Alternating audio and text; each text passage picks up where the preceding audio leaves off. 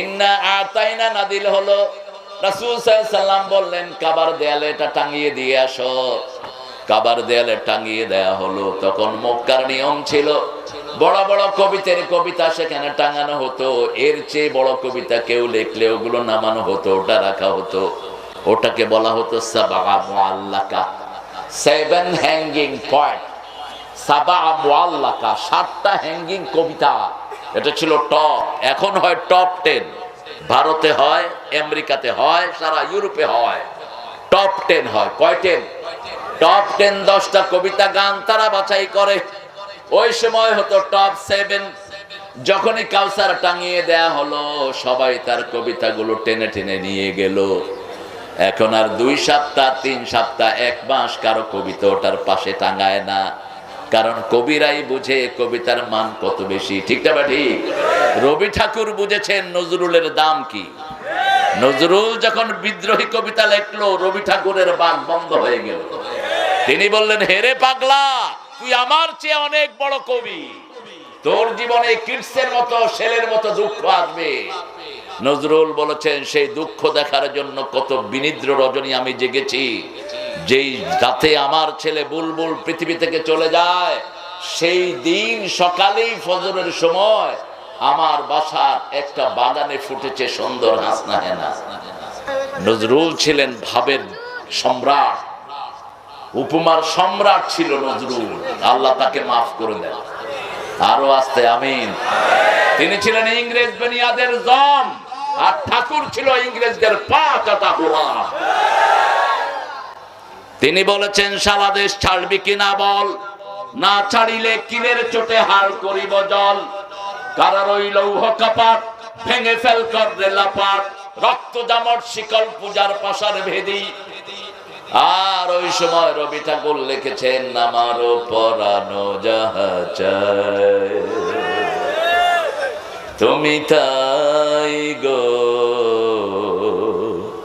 তুমি ছাড়া ত্রিভুবনে মোর কেহ নাই, কিছু নাই গো। আমি বললাম, এখানে শুধু আল্লাহর নামটা বসায় দিলে এটা সহি হয়ে যেত। আল্লাহর ইচ্ছায় যাহা হয় আমি তাই তাই গো, আল্লাহ ছাড়া ত্রিভুবনে মোর কেহ নাই, কিছু নাই গো। ঠিক কিনা? একজন ছিলেন, থাকবেন, তিনি কে? তিনি কে? ওয়াবাকা ওয়াজহু রাব্বিকা যুল জালালি ওয়াল ইকরাম, কুল্লু মান আলাইহা ফান ওয়াবাকা ওয়াজহু রাব্বিকা যুল জালালি ওয়াল ইকরাম। সব ধ্বংস হবে, শুধু একজন থেকে যাবে। ওই আল্লাহর গুণগান যারা করবে তাদের নামও টিকিয়ে রাখবেন কে? সেজন্য আল্লাহর তাসবিহ যেখানে আমরা আছি, আল্লাহর তাসবিহ নাই যেখানে আমরা নাই, সেখানে কোরআন এমন নেয়ামত। যখনই কাউসার টাঙানো হলো, সব কবিতাগুলো নামিয়ে নেওয়া হলো। 1 মাস পর্যন্ত কোন কবিতা এটার পাশে টাঙানো হয় না। শেষে সব কবিরা নিচে লিখে দিয়েছে, ইন্না আতাইনা কাল কাউসার লাইসা হাযা কালামুল বাশার। এই কবিতা কোন মানুষের নয়। এটা কার? এটা কার? একজনের। তিনি কে? আমরা সেই কাউসারটাই আজকে পড়বো। কাউসারের শিক্ষা নিয়ে বাড়ি যাব। রাজি আছি তো? কোরআনের 4টা সূরা রাসূল সবচেয়ে বেশি পড়তেন। কয়টা? 4টা সূরা। বলেন তো প্রথম কোন সূরাটা সবচেয়ে বেশি পড়তেন? কোন সূরা কোরআনের মা? মাকে সন্তানরা সবচেয়ে বেশি ডাকে। ঠিক না ঠিক? রাসূল কোরআনের মাকে সবচেয়ে বেশি ডেকেছেন। মা কোনটা? জোরে বলেন। কোন সূরা ছাড়া নামাজ হয় না? কোন সূরার দোয়া সাথে সাথে কবুল হয়ে যায়? কোন সূরা কোরআনের ভিত্তি? কোন সূরা দিয়ে দোয়া করলে ওই দোয়া আল্লাহ ফেরত দেন না? কোন সূরা পড়লে আল্লাহ নিজে জবাব দেয়া শুরু করে দেয়? রাসূল সাল্লাল্লাহু আলাইহি ওয়াসাল্লাম বলেন, সূরা ফাতিহার 42টি নাম। কয়টি?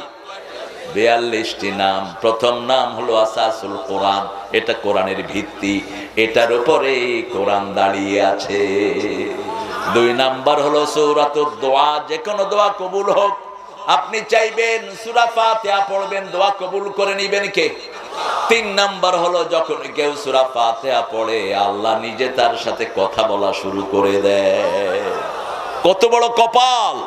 এজন্যই পৃথিবীর কোন প্রেসিডেন্টকে আমরা তোয়াক্কা করি না, কোন ছাইপাসকে আমরা 2 পয়সা মূল্য দেই না, কারণ আসমানের মালিকের সাথে আমরা 5 বার কথা বলি।